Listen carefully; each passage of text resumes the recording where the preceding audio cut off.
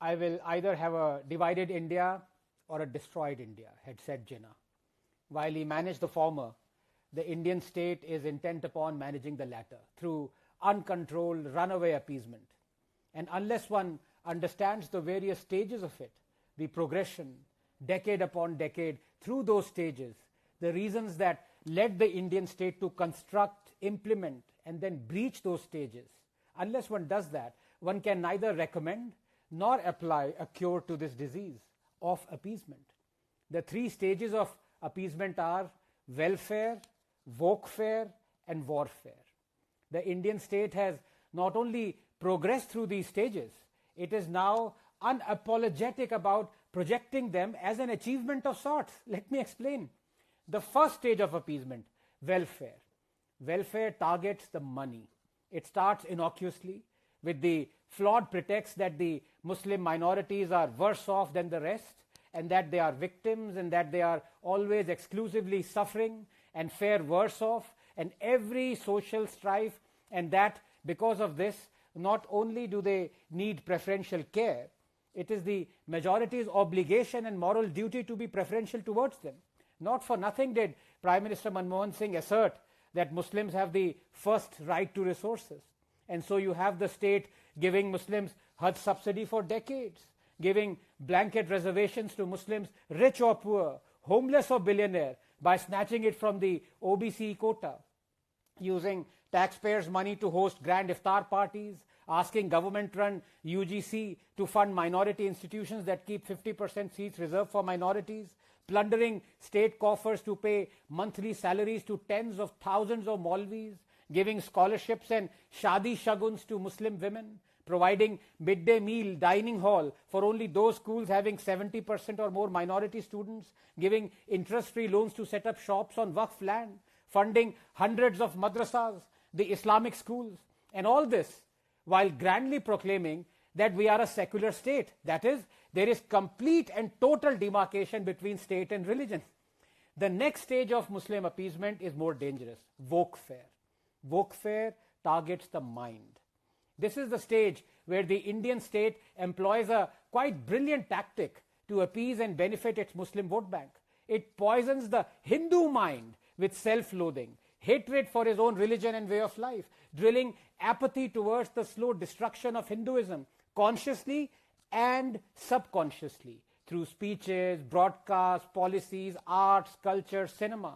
So you have Mahatma Gandhi saying, quote, Hindus should not harbor anger in their hearts against Muslims, even if the latter wanted to destroy them. Even if Muslims want to kill us all, we should face death bravely. And if they establish their rule after killing all Hindus, we would be ushering in a new world, unquote. So you have Nehru saying, quote, the responsibility for communal peace rests on the majority community, that is, the Hindus. If there is a breach of this peace, I would start with the presumption that it has been caused by the Hindu communal elements, unquote. So you have Nehru asserting that, quote, Babur was one of the most cultured and delightful persons one could meet. He did not destroy as his ancestors did. He was a gallant knight, unquote. There was no sectarianism in Babur, he said. No religious bigotry. This is from Nehru's own book, Glimpses of World History. This, despite Babur saying it himself, that quote, I was a wanderer for the sake of Islam and battled infidels and Hindus determined to become a martyr. But thanks to Allah, I became a Ghazi. So you have Babur's tomb visited by Nehru in 1959, by Indira in 1968, by Rajiv in 1976, and by Rahul in 2005. But none of them ever visited Ram Janamsthan. So you have Nehru trying to stop the president from attending the consecration of Somnath, saying, quote, he feared revivalism of Hinduism. So you have Bollywood almost always demonizing Hindu priests, Hindu rituals, Hindu practices, but glorifying Muslim rituals and Islam. So you have our roads, our institutions, our cities, named after the barbarians who destroyed our roads, our institutions and our cities. So you have from Somnath to Kashi Vishwanath, Babarpur to Bakhtiarpur, Allahabad to Aurangabad, Martan to Mathura, the injustices towards Hindus and their culture deliberately being made visible, as though to lionize the debasement, celebrate the humiliation. And the irony is that the same people who have, through Wokefare, taught us to forget historical injustices, drilled this self-loathing in us, these same people want others to fight historical injustices around the world. So they condemn barbarians of the West, hitherto worshipped like the Confederacy generals, Rhodes, Churchill, Pizarro, Murray, Colston, Leopold. They celebrate their roads and buildings being renamed, their statues being brought down. But here in India, this same set eulogizes barbarians like Tipu, Aurangzeb, Babur, Khilji. Wokefare has led to our children being taught to hate those they should love and love those they should hate.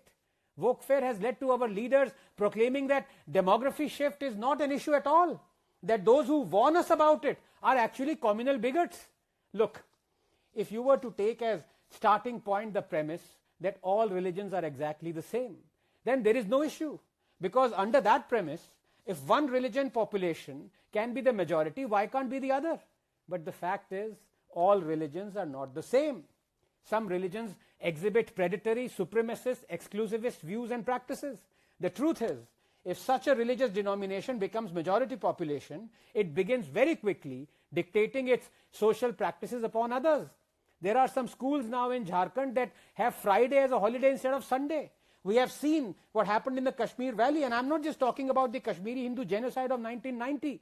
The sitting chief minister now even called for stoning as a punishment there.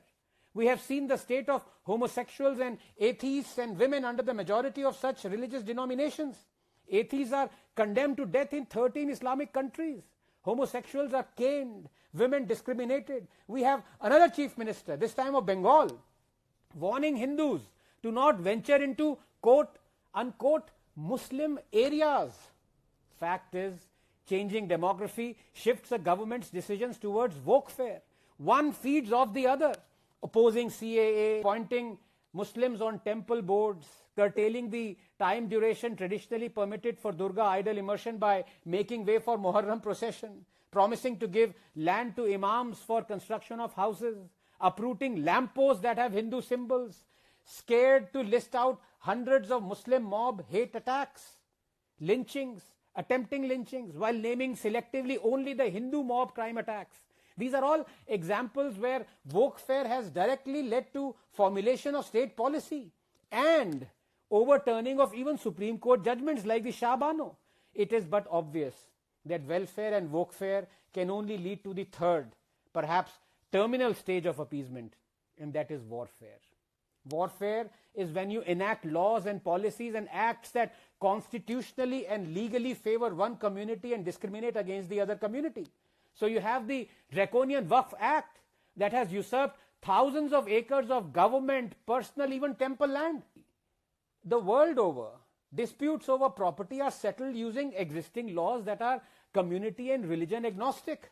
But in India, the Muslim community is armed with another set of laws, those that are patently discriminatory towards members of the other community as a primary instrument of defense or indeed offense. Is there a Hindu equivalent of the Waqf Act? No. Why doesn't the state promulgate one in the interest of equality then? Let those who want continuation of the Waqf Act watch as Hindus lay claim to thousands of mosques and Muslim villages and enjoy the privilege of the disputes being addressed primarily not through the courts but via the clauses and strictures of the Hindu equivalent of the Waqf Act. But would this ever happen? The Waqf is a parallel government being run by the state. In its board, it has its own legislature. In its surveyor, it has its own executive. And in its tribunal, it has its own judiciary. Next, you have the conjunction of the Right to Education Act, RTE, with the 93rd Amendment that allows Muslim schools to escape keeping reservations for the economically weaker sections, while only Hindu-run schools are obligated to keep 25% seats reserved for the economically weaker section, leading to thousands of Hindu-run schools being shut down. Are we worried about it? Next, you have the state prohibiting Hindus to even approach the court to reclaim their demolished temples through the Places of Worship Act. Next, you have the state controlling and taxing only temples and temple land but not mosques. How can the state be secular and at the same time control more than 110,000 Hindu temples and their revenue? As years go by, Mosques will have more and more money to set up their schools and hospitals, rightly so. And temples will have less and less money to set up their schools and hospitals. Is that right? One can only guess what would happen then. It already has started happening. Lakhs of Hindus are leaving the fold of Hinduism, coerced by inducements. Next, you have no obligations for Muslims to accept the Uniform Civil Code, to accept the CAA, to accept laws and acts that the rest of India does. Next, you have terrorists and rioters being released. Remember the recent release of the Coimbatore bombers despite the refusal of the Supreme Court to give them bail? And the release was trumpeted by the government as an example of being concerned about the minorities.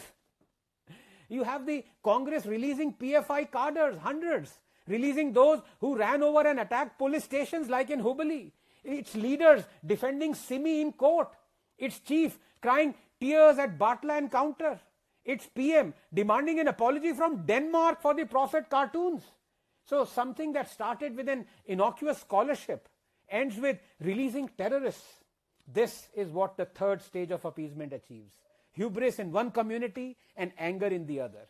Hubris that Indian laws don't apply to us, and anger that Indian laws are made to discriminate against us. And this leads to warfare. There we have it then. The three stages of appeasement: welfare, wokefare, and warfare. Jinnah must be laughing.